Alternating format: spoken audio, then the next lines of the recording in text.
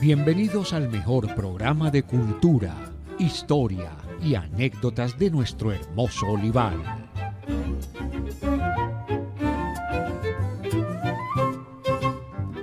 Estampas olivaleñas. Producción y presentación, Darío Argüello.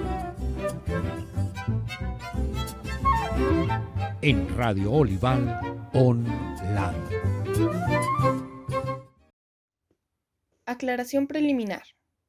Entre las noticias y particularidades relativas al socorro, que con patriótica solicitud me comunicó el señor Francisco Vega, se hallaba una sentencia pronunciada en 1782 por la Real Audiencia de Santa Fe, condenando a José Antonio Galán, Pedro Molina, Lorenzo Alcantús y Manuel Ortiz a diversas penas atroces por traidores al rey, malhechores famosos y reos de crímenes tan exagerados que claramente se columbran cosas políticas debajo de aquel fárrago de acusaciones forenses. La tradición popular no da explicaciones satisfactorias de este suceso. Recuérdase que el alzamiento, capitaneado en parte por el Galán, era encaminado a obtener por fuerza de armas la supresión de un impuesto recientemente echado con el nombre de Armada de Barlovento, y que en la Plaza del Socorro se juntaron más de 10.000 hombres amotinados, pero de ahí en adelante se pierde el rastro de los acontecimientos hasta encontrar con el sangriento desenlace que les da la sentencia ya mencionada. Parecióme que había en esto un precioso antecedente histórico, pues bien pudiera suceder que la sublevación de Galán demostrara una disposición de ánimos favorables a la independencia, en cuyo caso no se diría que la Revolución de 1810 fue hija de los sucesos de España en esta época, y en cierta manera improvisada. Con ese pensamiento no cesé de hacer diligencias hasta que mi buena suerte me deparó un manuscrito fechado de 1781 que precisamente trata de los alborotos del Socorro, pintando sin quererlo el estado de tentación de transcribir lo sustancial del relato. Espero se me perdonara este episodio, en gracia del interés que bajo muchos aspectos ofrece. Ancísar. Un saludo muy especial para todos. Como pueden darse cuenta, estamos ante el tema de la revolución de los comuneros, un tema que a quienes somos de esa región de Santander nos ha acompañado durante toda nuestra vida y especialmente nos acompañó en nuestra época escolar, cuando nos enseñaron la historia de los comuneros como de pronto algo anecdótico, lo tomamos así, como algo que se dio en el Socorro y que nos aportó algunos nombres como el de José Antonio Galán, el de Manuela Beltrán, pero sin mayores profundizaciones, sin mayores elementos históricos, políticos, sociales, económicos, simplemente como una pequeña historia de época. Ya visto hoy, después de 240 años que hace que sucedieron esos hechos, obviamente la visión ha de ser diferente y observamos y vemos la necesidad de que esa historia, que realmente fue un hecho grandioso, esa historia fue grandiosa y se puede ver de otra manera y se puede profundizar mucho más. Y es lo que de alguna forma pretendemos con estos dos programas que le vamos a dedicar. Y de paso vamos a encontrar las relaciones de ese movimiento, de ese hecho social y político con nuestro contexto olivaleño, con nuestra región. Así empezamos ubicándonos en la época colonial. Ser colonia siempre ha sido para nosotros especialmente un martirio de épocas diferentes, pero especialmente esa colonia española significó una época de dominio, una época de injusticias, una época sórdida, dura, especialmente para las clases populares. Pero esa situación que conocemos como la Revolución de los Comuneros tiene sus orígenes y sus antecedentes un poco más atrás, empezando por Europa. Europa en el siglo XVIII empieza a sufrir una transformación con lo que se llama la Revolución Industrial. La industria aparece, las fábricas aparecen, el desarrollo comercial, los avances científicos, la implementación o la implantación de economías mercantiles. Se dio especialmente en Francia, en Inglaterra y en sus países de mayor influencia. España, por el contrario, se resistió bastante porque tenía las colonias en América y quiso conservarlas como diera lugar. Le daban muy buen resultado. Entonces aisló un poco de la misma Europa y se pegó más que en ningún otro país de la Iglesia Católica, se pegó de Roma, y como la Iglesia tenía una gran influencia política, entonces obviamente se servía como soporte, por una parte para la colonización misma de acá y por otra para sostenerse en el medio internacional. Así, en esa Europa se fue dando esa transformación industrial, pero a la vez se fueron dando transformaciones políticas, una de ellas en Francia, con una casa política, digamos, que se llama la Casa de los Borbones de Francia, y por movimientos políticos de entonces, esos Borbones terminaron teniendo poder en España. Entonces España tuvo reyes borbónicos y fue una monarquía que vino a traer de alguna manera una posibilidad de modernización a España. Pero España estaba tan conectada con las costumbres antiguas, con las costumbres políticas y económicas y colonialistas y feudalistas, que se resistió un poco a esos cambios. Aquí en América, entre tanto, se dio una reorganización territorial que, entre otras cosas, vino a dar la creación del virreinato de la Nueva Granada en 1717. Antes era simplemente la Audiencia de Santa Fe. Pasó a ser virreinato y vino entonces a haber un cambio en el poder. De alguna manera, con el sistema antiguo, los criollos tenían algunas posibilidades económicas y políticas y una participación más o menos aceptable por parte de la oligarquía criolla de entonces. Pero de pronto con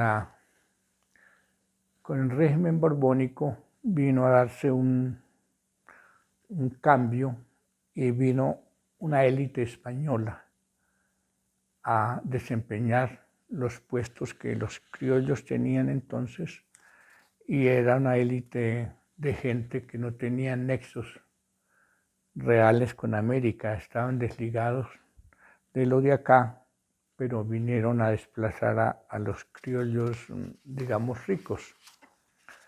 En esa medida vinieron nuevos burócratas de España. Entre esos burócratas llegaron visitadores generales, llegaron regentes, llegaron intendentes con misiones muy concretas, pero muy molestas a la vez para la población en general. En el caso específico nuestro, vino un visitador, el visitador Juan Francisco Gutiérrez de Piñeres, que llegó a tener más poder que el mismo virrey de entonces. El virrey está ubicado en Cartagena de Indias. Gutiérrez de Piñeres vino a Santa Fe y estableció muchas cosas, entre esas principalmente una reforma fiscal. Reformas fiscales nos siguen todavía en esta época dando que hacer. Esa reforma fiscal de Gutiérrez de Piñeres traía impuestos y gravámenes a muchas cosas que se daban aquí, a la sal, al tabaco, a los textiles, a los juegos de naipes, a todo. Entonces, eso que nos enseñaron a nosotros como los impuestos, como que los comuneros se rebelaron por los impuestos. Sí, efectivamente era un régimen que imponía, valga la redundancia, imponía impuestos, pero unos impuestos que con esa nueva forma de reforma fiscal tuvo mucho más alcances y tuvo mucho más dificultades tanto para los criollos ricos como para el pueblo raso en general. Impuestos que en el más importante o el más conocido era el impuesto de la alcabala. La alcabala era una especie de IVA, pero comprendía por lo menos 15 cosas diferentes y abarcaba la producción las producciones en todos los sentidos. Esa alcabala tenía 15 o más caras que, vistas así rápidamente, una se llamaba los efectos de Castilla, que era el impuesto a toda la mercancía que venía de España; los efectos de la tierra, que era el impuesto a la ropa del país, al azúcar, las conservas, la panela, la miel, el cacao, el jabón, los cueros; el impuesto a las pulperías o a las tiendas. Esa palabra pulpería se usó en la época de la colonia, ahora se usa más en los lados de Argentina y del sur de Sudamérica. Aquí quedó más el término tienda. El impuesto a las tiendas de mercaderes o a los productos de importación, el impuesto a las carnicerías, al cebo, a los cueros, a la carne, el impuesto a las ganaderías y haciendas, que eran a las estancias, a los trapiches, a los negocios de ganado; impuesto a las fincas y heredades o a la venta o al cambio de esas propiedades; los censos que se llamaban, que era el impuesto a las hipotecas; el impuesto del viento, que eran lo que debían pagar los negociantes que no tenían domicilio fijo, sino que negociaban en un lado y en otro; el impuesto a las almonedas y contratos públicos, las subastas, en los asuntos judiciales, a los remates; a los artistas y menestrales era el pago por ejercer un oficio o un arte o un oficio; el impuesto a las administraciones foráneas o el pago de cuotas de los administradores subalternos de las rentas; los arriendos o cuotas de los administradores de rentas; las guías y las tornaguías, que era un impuesto a los documentos que tenían que ver con mercancías. Ya para el caso específico del movimiento comunero, lo que más afectaba, por una parte, la reforma que le hicieron a las alcabalas, y por otra parte, el impuesto de Barlovento, de la Armada de Barlovento. La Armada de Barlovento era un montaje de marina y de defensa del mar en la zona de la flota mercante que estaba en la zona del Caribe para defenderse de los piratas y de los enemigos, especialmente los ingleses, y eso lo pagaba la gente con sus impuestos. Además vino una manera de apoderarse del Estado de esa época, digamos, de apoderarse de lo que más producía a nivel económico. Y entonces se tomó el manejo del tabaco. El tabaco era muy importante en esa época porque pues, era de una herencia indígena y la herencia de fumar tabaco, de fumar, decían antes, hacía que hubiera mucho consumo y al mismo tiempo mucha producción. La colonia vio que ahí había una buena posibilidad de hacer dinero y prohibió a la gente la siembra de tabaco por parte de particulares y la prohibió en muchas partes del territorio de la zona del Socorro. Por otra parte vino un aumento del precio del tabaco, un aumento del precio del aguardiente, que era un producto también muy, muy importante en esa época. Siempre lo ha sido, lógicamente, pero para esa época empezó la costumbre aquella de que el Estado manejaba ese tipo de rentas, las rentas del tabaco, las rentas del alcohol, las rentas de los naipes. Para esta época los naipes no son una cosa que produzca rentas, pero en esa época sí, era el juego preferido y era una manera de distracción y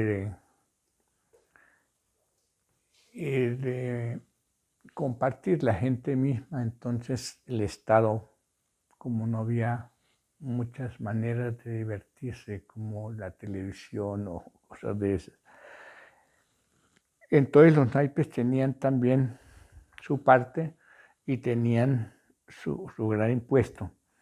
Por otra parte, había una imposición o un impuesto que se llamaba el gracioso donativo, que era el impuesto que exigía España para financiar la guerra contra Inglaterra. Hasta ahí como el contexto general. El pueblo agobiado de impuestos, sin economía, sin poder producir muchas cosas porque el Estado era el que tenía el control sobre esas cosas, esos productos, y el que comerciaba y los demás se quedaban un poco con las manos cruzadas.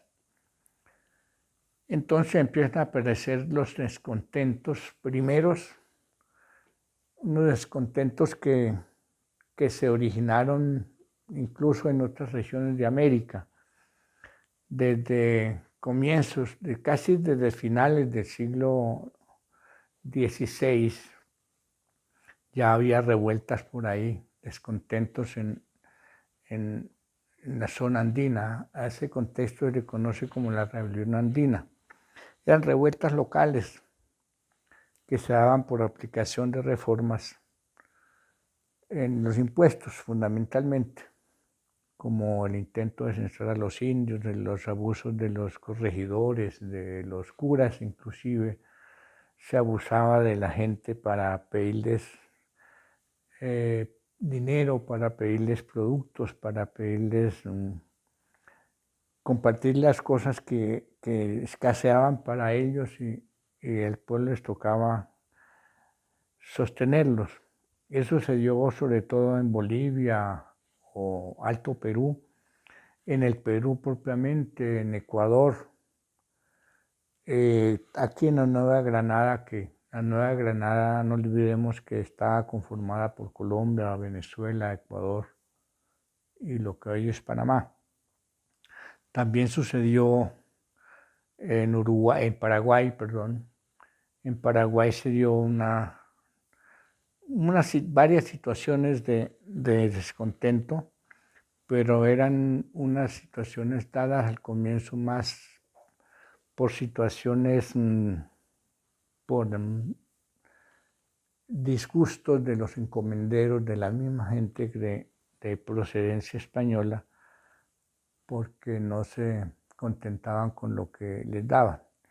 Así, por ejemplo, en Paraguay se dio una revuelta entre 1721 y 1735. Para nosotros era lejana esa fecha, nosotros tenemos la revolución de los comuneros entre 1780 y 1781. Ya en cuanto a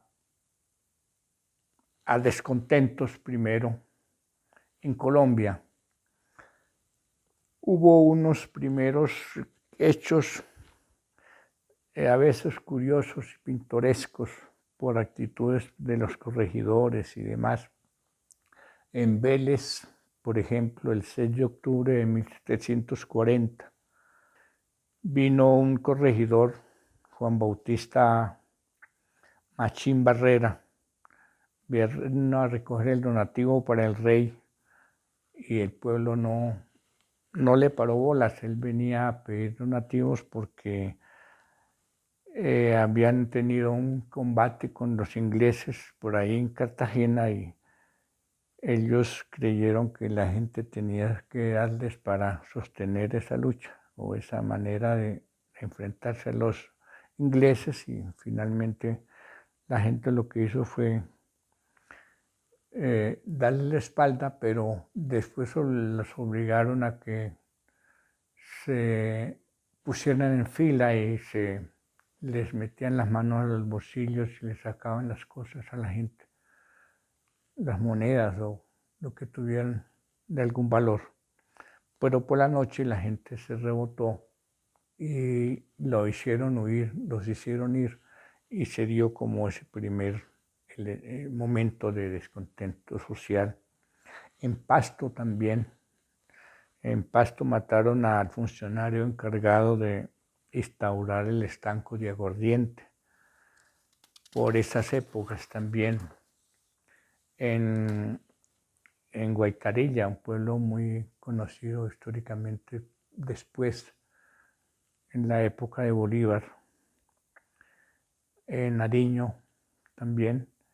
Allí asesinaron en la iglesia al corregidor y al cobrador de diezmos.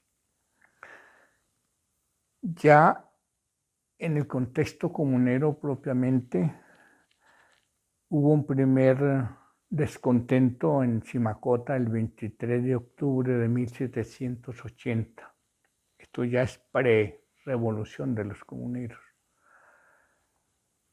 Por la noche hubo una gente que trataba de contrabandear con bultos de tabaco porque tenían prohibido el tabaco a nivel popular, el manejo, el comercio. La policía entonces se dio cuenta y quiso detenerlos, pero la gente se les enfrentó y terminaron hiriendo al jefe de la policía y a otros dos. Finalmente uno de los que terminaron heridos falleció. Eso ya en 1780, en octubre. En Mogotes, el 29 de octubre de 1780 también, por el asunto del manejo del tabaco, llegó la guardia a imponer el orden, pero se amotinaron y más de 500 del pueblo hicieron huir a los realistas. Se creó un descontento allí. El 17 de diciembre de 1780 en Charalá se presentó un motín porque un criollo que era querido por la gente, que se llamaba Pedro Nieto, que había sido nombrado juez de la fábrica y tesorero de una cofradía, fue desplazado de pronto por un español y para desplazarlo lo acusaron al criollo de que se estaba robando los elementos para la construcción de una iglesia.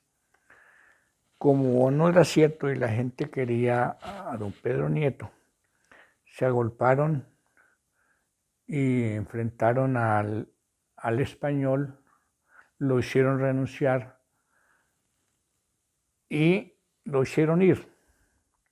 Entonces ahí la gente amotinada por primera vez expresó ese grito que conocemos como el grito de guerra de los comuneros, ese de viva el rey y muera el mal gobierno. Fue esta una jornada gloriosa para la aldea, que dejó aturdida, impotente y huidiza a la autoridad por mucho tiempo para recobrar el respeto y la obediencia. Así decía un testigo: viendo las gentes que a los de Mogotes no se les había impuesto castigo alguno por este enorme atentado, ni a los que se levantaron en la parroquia de Charalá no queriendo obedecer, se insolentaron tanto las plebes de las jurisdicciones inmediatas, de modo que no tenían respeto ni temor a las justicias, como que en Simacota, habiendo ido a coger un comiso los guardas, los maltrataron y dieron tallas, que de ellas murió poco después uno de los dos, sin que los jueces se atrevieran a aprisionar a los agresores, sin embargo de que los conocían. Hasta ahora ya hablamos de Panamá, hablamos de un contexto general, y sabemos que José Antonio Galán es de Charalá. En la segunda parte de este programa haremos una referencia más amplia a José Antonio Galán. Aquí, por este momento, digamos solamente que José Antonio Galán para entonces estaba huyendo de la justicia por problemas de tipo familiar. El suegro le tenía cierta ojeriza y lo acusó, le hizo una acusación grave y falsa que hizo que lo detuvieran, que lo llevaran a Santa Fe, y en Santa Fe fue castigado llevándolo a Cartagena, preso a Cartagena. Dentro del estado de preso en Cartagena terminó siendo soldado de España. De allí se escapó y después de muchas dificultades logró devolverse a escondidas desde Cartagena y llegar otra vez a Charalá y esconderse porque era perseguido por la justicia. Pero esto lo ampliaremos un poco más adelante. Para entonces Galán estaba en la clandestinidad y se está dando mientras tanto estos movimientos de pueblos. Él lógicamente es de las personas que está que es más conocedora de la situación porque es de las pocas personas de origen puramente popular que conocen más allá de los pueblos, de estos pueblos del interior. Como sea, él ya conoce Cartagena, él ya conoce el mar, él ha sido soldado, él sabe leer, escribir, él tiene información que la otra gente no tiene, tiene información de la independencia de Norteamérica, por ejemplo, que es un caso bastante sonado en Cartagena por esos tiempos, y él supo cómo se había dado su independencia y por qué. Tiene una serie de elementos de orden político y también de orden militar, obviamente, que van a ayudar para que después sea el personaje que sigue siendo en la revolución y en la época actual y en la historia. Bueno, a partir de esos pequeños movimientos de pueblo se va dando forma a una revolución ya más formal, más militarmente dada, aunque con medios muy rústicos y campesinos, y difundida a partir de unas ideas que van dando vuelcos de pueblo en pueblo, de región en región, que se van regando como pólvora y que llegan a muchas partes, no solamente de Santander, sino después a Boyacá y después al centro y después irá a Antioquia y al Tolima y a Nariño y a la Popayán, y pretenden ya transformar esas ideas a lo de más abajo, de Ecuador, de Perú, del Alto Perú. Pero vamos despacio. Aquí tenemos una lectura nuevamente en relación con el tema. La difusión de ideas revolucionarias desarrollábase dentro de los marcos de la rusticidad, el instinto, la intuición y el natural sentido común. A causa de la cruda ignorancia en el oficio de leer y escribir, las ideas y consignas difundíanse al oído. Solo los cuerpos de cabecillas y tribunos, dotados de alguna instrucción y entendimiento, fomentabanlas por medio de manuscritos y mensajes secretos que pasaban de mano en mano y de pueblo en pueblo. Las caravanas de arrieros que cubrían todos los caminos manteniendo la comunicación entre los distritos vecinales, diríase que eran las más eficaces legiones revolucionarias de que Galán se servía para mantener alertas e instruidas a las gentes, hasta el punto de cubrir el contacto con la propia capital del virreinato, baluarte de los realistas. En el mismo momento en que se está dando aquí la revuelta comunera, se está dando en el Perú lo que se llama la revolución de Tupac Amaru. Tupac Amaru era un príncipe inca, de lo que quedaba aún de los incas, de los indígenas originarios de la zona andina del Perú y de Bolivia y de Ecuador. Esos incas que fueron sometidos por Pizarro y por los españoles de entonces. De pronto, este príncipe de origen inca o inca, llamado Tupac Amaru, quiso revivir, se sintió como en capacidad de mover la gente, mover el pueblo, mover líderes indígenas también, y de enfrentarse al poderío español, no tanto como con un sentido popular, como en el caso de los comuneros del Socorro, sino con un sentido de revivir la antigua organización de los incas, en su posición de él, que era de todas maneras de ascendencia de la clase alta. Dio bastante que hacer, dio batallas, dio guerras, dio la lucha por mucho tiempo, pero al final a él lo vencieron y lo sacrificaron los españoles, pero noticias llegaban de allá y se unían con las noticias que se daban aquí con los comuneros. El hecho de la revolución de Tupac Amaru motivó mucho a los comuneros y a la gente de Santa Fe también, y había informantes clandestinos que traían información del Perú y eso motivaba mucho aquí. Había, por ejemplo, un párroco llamado Francisco Vargas, párroco en Socorro, que de alguna manera colaboró con esos datos y con esas noticias. Hablando de párrocos, nos daremos cuenta que la iglesia tenía gente en los dos bandos.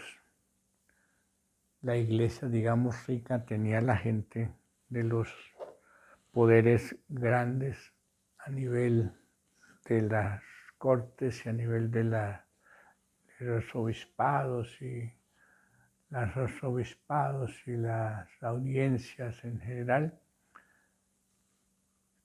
que defendían la colonia, y en los pueblos a veces había quienes querían defender un poco las ideas del cambio de la independencia, digamos, para ese momento.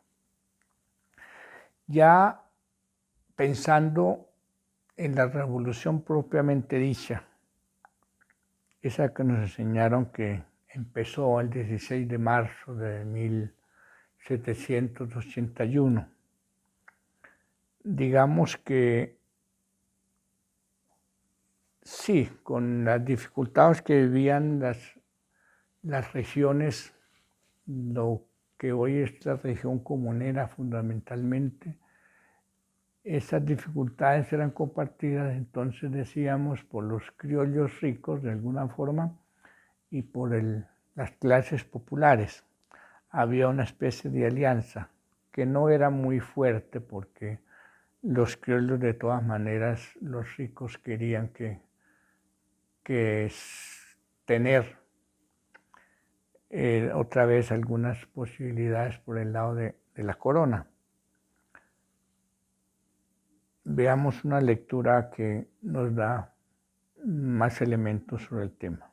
La posición del criollo hacendado era bastante deprimente. Vivía enojado por excluírsele de los empleos públicos, pero aprovechaba toda oportunidad para rematar rentas.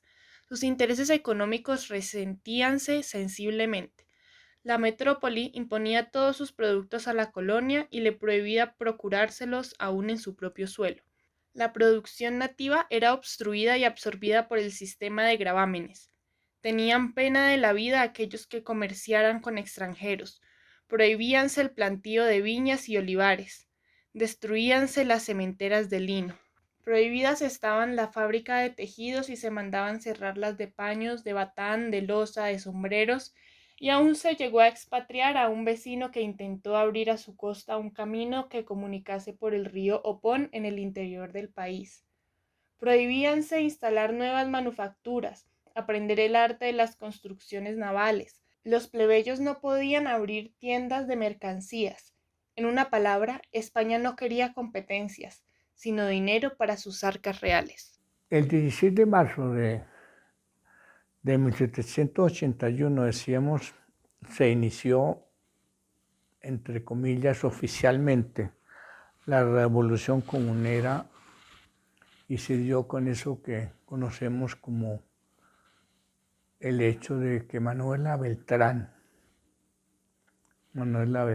Archila, una persona de la que se dicen cosas, pero la historia misma no ha podido determinar exactamente si era una persona joven o era una señora adulta. Nos enseñaron más que era una señora de la plaza de Mercado del Socorro, pero hay documentos donde dan a entender que trataba de una joven conocida,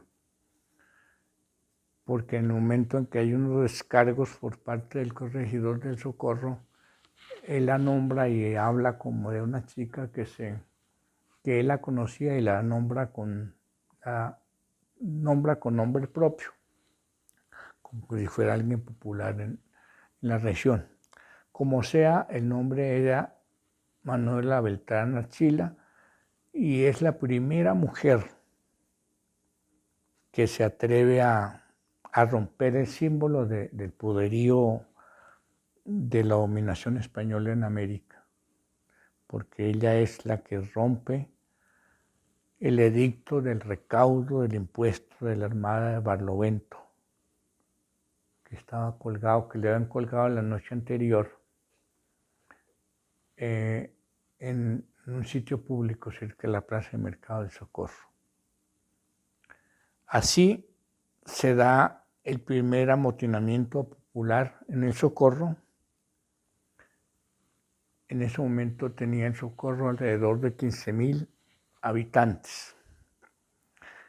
16 de marzo, luego vienen enseguidilla una serie de amotinamientos de motines populares en varias regiones. El 17, el día siguiente, se dio un motín popular en Simacota. El 24 de marzo, un motín popular en San Gil, acaudillado por un personaje que vamos a ver después, que se llama Isidro Molina. El 25 de marzo, un motín popular en Pinchote. El 30 de marzo del mismo mes, el segundo motín popular en El Socorro. Aquí se dio este motín por razones de manejo del tabaco, contra el monopolio del tabaco, y ahí aparece un personaje que la historia no lo había contemplado en un momento dado.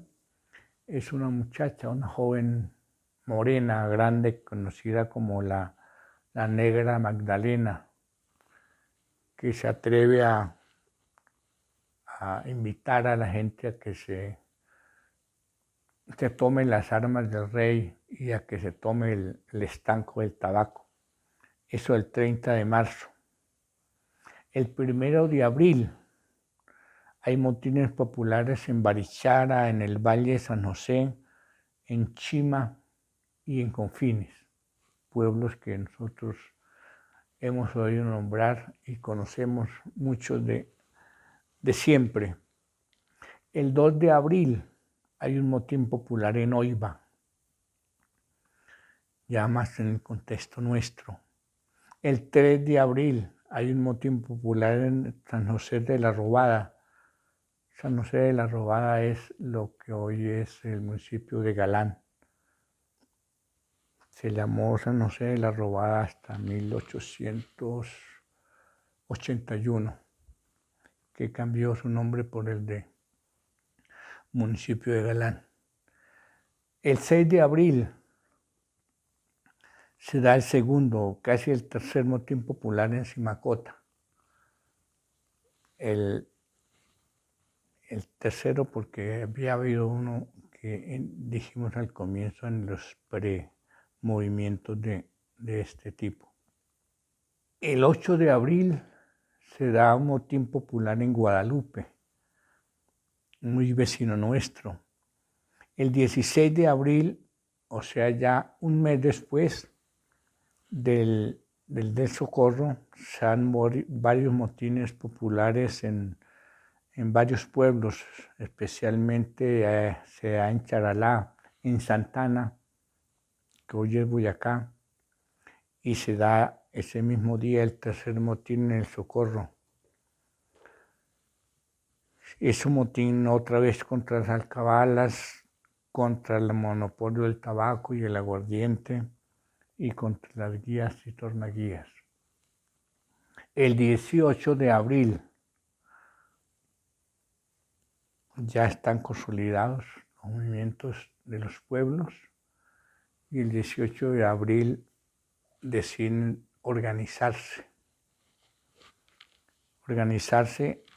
como movimiento propiamente dicho, como movimiento del común o de los comuneros, que es un término que viene de España por una situación parecida, de otro tipo, claro, que se dio por allá en Castilla en una época anterior, y se acuñó entonces el término del común o de los comunes, como decir el pueblo raso,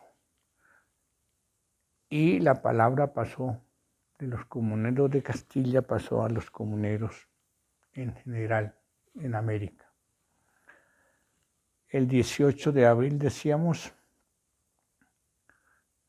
se organizan. Esa organización es de tipo, tiene dos tipos, de tipo popular propiamente, pero hay otra organización que es ya de tipo más militar y de tipo político. Los motines populares que se daban en los pueblos, esos que hemos anotado, tenían como finalidad principal demostrar que el pueblo podía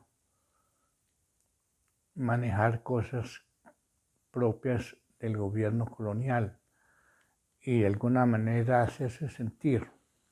Tenían como fundamento hollar o pisotear las armas del rey, las armas reales, expropiar los estancos para financiar la lucha popular y declarar a los criollos libres de impuestos, o sea, quitar los impuestos, así fuera momentáneamente, pero era una manera de hacerse sentir.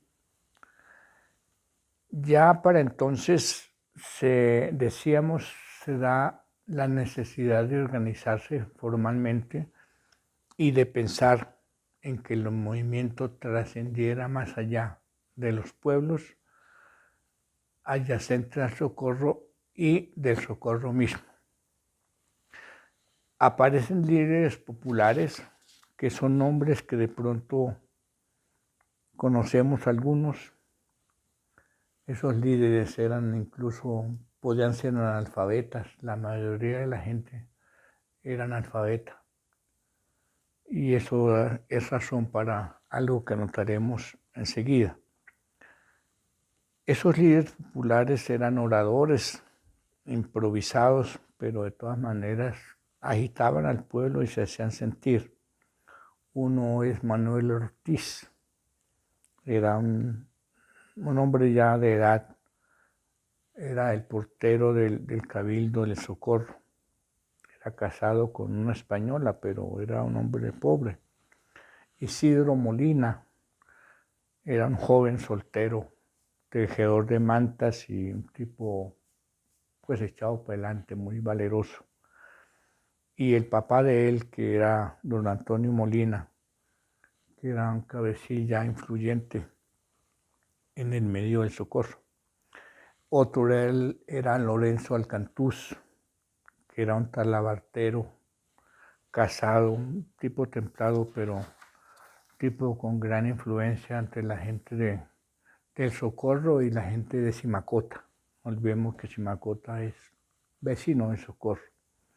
También están Hilario y Juan Nepomuceno Galán. Son dos hermanos de José Antonio que van a estar con él prácticamente hasta último momento.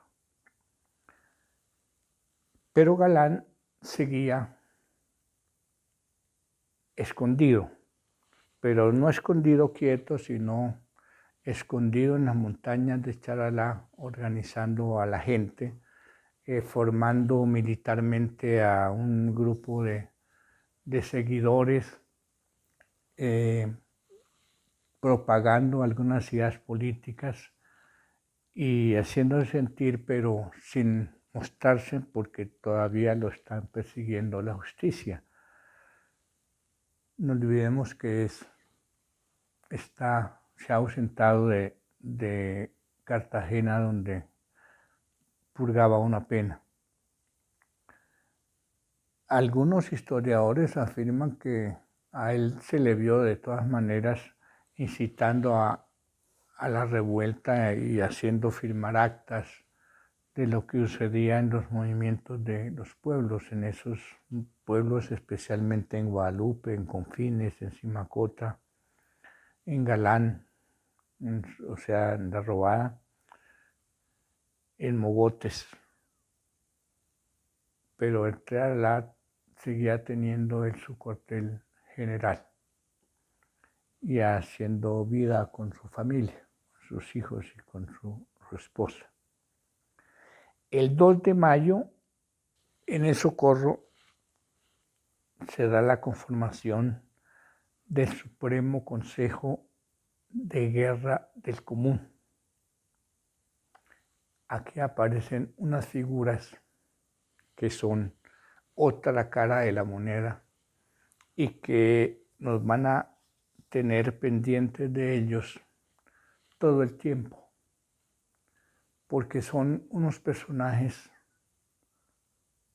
encabezados por Juan Francisco Bermeo. Son señores ricos, criollos, influyentes, que tienen un pasado no muy favorable al común algunos han sido negociantes de esclavos, son hacendados, son poderosos. El que encabeza ahí es Juan Francisco Bermeo. Pero ¿cómo se da esa situación? Que es compleja. La gente del pueblo recurre a ellos. La mayoría de la gente del pueblo es iletrada. Y al ser iletrada es inexperta también para el manejo de cosas políticas, para manejo de negocios políticos y de organización militar. Ellos van donde estos señores, especialmente donde Bermeo, y le hacen la propuesta de que los dirija, de que él sea el comandante de esa expedición que los quiere llevar hasta Santa Fe de Bogotá. Obviamente es un papel muy duro para Bermeo porque él no quiere. Él tiene ínfulas, él quiere figurar, pero él no es de la clase popular. Pero la gente está tan decidida a todo eso que termina obligando a Bermeo y después a los que Bermeo pidió como jefes, que eran jefes adjuntos de él, que formaron el Consejo Supremo, que fueron Antonio Monsalve, Francisco Rosillo, Diego Ardila y Salvador Plata. Finalmente, los nombres que van a sonar en esta historia son la de el mismo Bermeo y la de Salvador Plata, pero eso lo vamos a explicar más adelante. Estos tipos terminan obligados por la gente a que los dirija. La gente duda y sospecha de ellos, pero los controla de tal manera que los hace sentir importantes, pero ellos que saben cómo se manejan los intereses con la corona y con el reino, ellos por debajo de cuerda hacen unos acuerdos ante notario, digamos, para ese momento, donde explican que van obligados porque si no van, el pueblo los mata. Y ahí empieza una contradicción que va a llevarnos hasta el final de la historia de unos dirigentes que no querían y que la gente los obliga.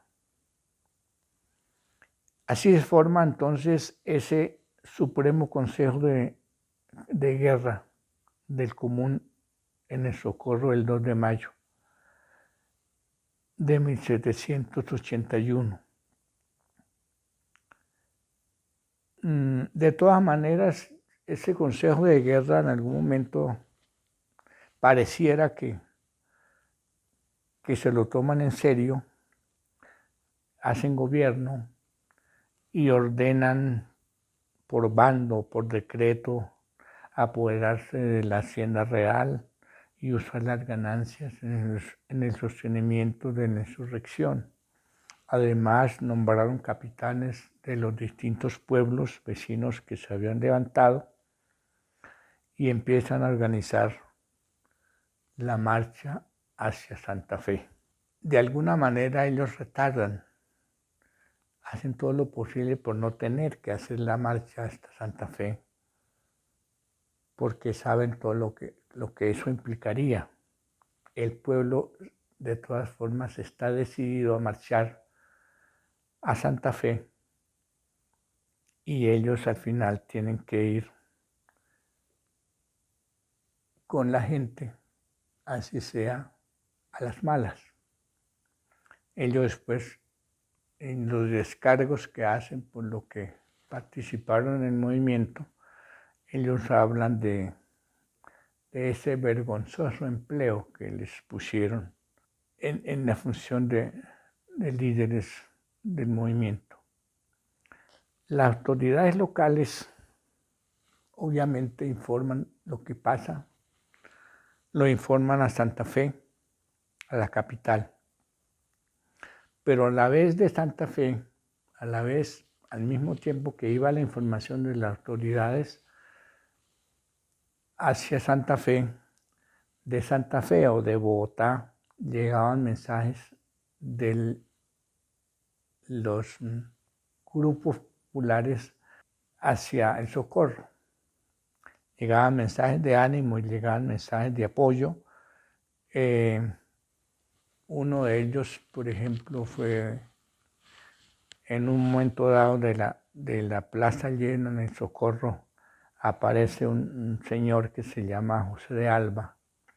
Entró a la plaza diciendo: ánimo, socorreños, que en la capital ya saben del levantamiento y los criollos se unirán al común del Socorro contra los chapetones. Y él venía a decirles esas palabras de ánimo, pero al mismo tiempo venía a compartirles un poema que ya se hacía popular en Bogotá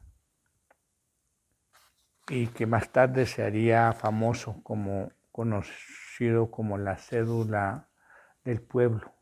De ese poema, que era una motivación a los comuneros, solo se conservan algunos fragmentos como este: viva el Socorro y viva el reino entero, si socorro al Socorro le prestare, para dejar de ser ya prisionero, en la fatiga que cada cual se hallare, ninguno se recele de ser primero.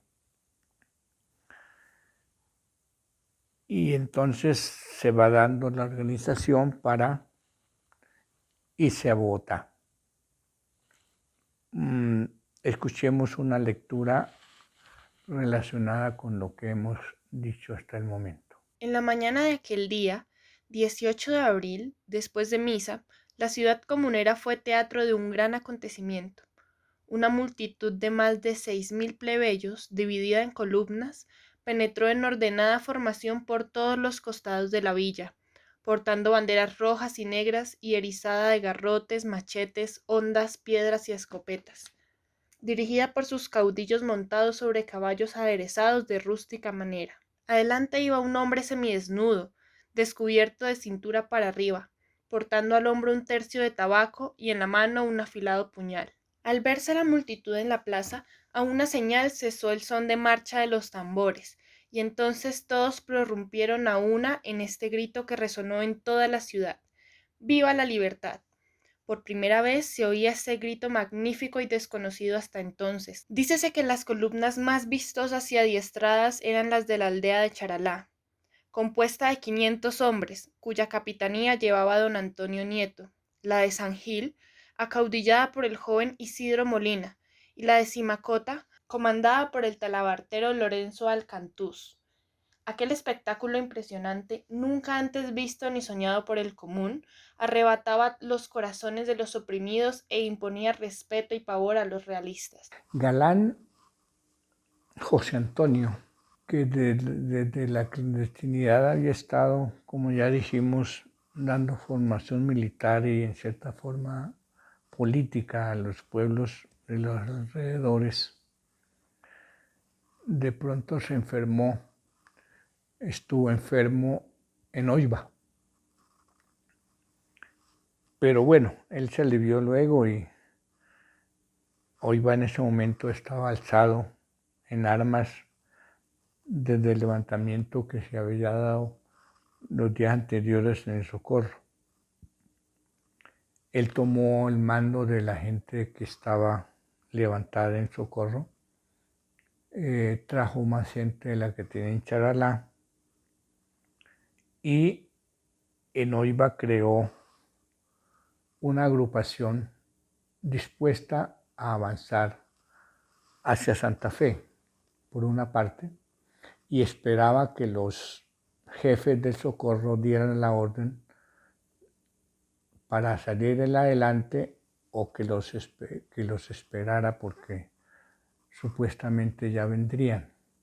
Estando en esas, recibieron la noticia en Oiva, porque también ese era un punto a favor, que estando más acá del socorro, tenían posibilidades de saber antes si algo pasaba del lado de Bogotá o del lado del sur. De pronto supieron que de Tunja venía una tropa encabezada por el corregidor José María Campuzano, y también que de Santa Fe se estaba desplazando otra tropa encabezada por el oidor José de Osorio.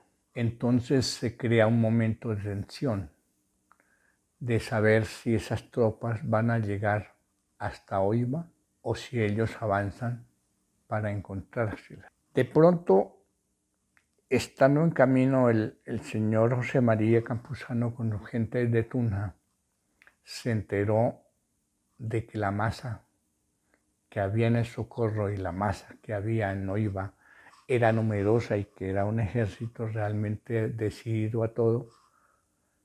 Decide devolverse y prácticamente desmovilizar sus tropas. Por otro lado, los que venían de Santa Fe avanzaron, los del señor Osorio, avanzaron hasta llegar a Puente Nacional, que en ese tiempo no era Puente Nacional, era Puente Real de Vélez. Al llegar a Puente Nacional más bien, Vélez está a otro lado, él busca apoyo en la gente del mismo pueblo de Puente Nacional, en los pueblos de los alrededores, especialmente en Vélez también, pero la gente les da la espalda y él ve que realmente el movimiento, la influencia del movimiento que está entre Socorro y Oiva es muy fuerte y que no es bueno atreverse a buscarlos y a hacerles pelea. Entonces decide quedarse allí en Puente Nacional y para ese momento se crea una tensión entre dos localidades que están distantes a más de 50 kilómetros, Puente Nacional y Oiva. 50 kilómetros que prácticamente son 2 jornadas de camino. No es mucho tampoco, para esa época eran 2 jornadas largas. Esa tensión nos toma con una zona minada por la lucha de un lado y de otro. Los comuneros minan los puentes, intervienen los caminos, las tarabitas o las cabullas, los pasos que utilizaban la gente en ese entonces de la época indígena para los ríos. Todos los ríos que conocemos en ese medio, el río Oivita, la quebrada Cunacua, el río Tolotá, el río Huertas, el río Suárez, los caminos, las montañas, se convierten en un territorio bastante tensionado en el que se mueven gentes clandestinamente para ver qué pasa. Crea una zona de tensión también en los pueblos circunvecinos, zona que está con pueblos que conocemos, como Site, como Güepsa, Santana, Chitaraque, de los lados Gambita, Suaita y Olival, que no era Olival, que era Cunacua, que todavía no tiene cédula de fundación propiamente, pero ya existe como poblado indígena de Cunacua y existe a la vez como el lugar de las monjas o el sitio de monjas, que era más conocido en ese entonces. Estamos prácticamente, en el caso de Olival, a 40 años de su fundación oficial como parroquia y luego como municipio, pero ya existía el poblado y existían poblamientos en los alrededores. Ese estado de tensión se va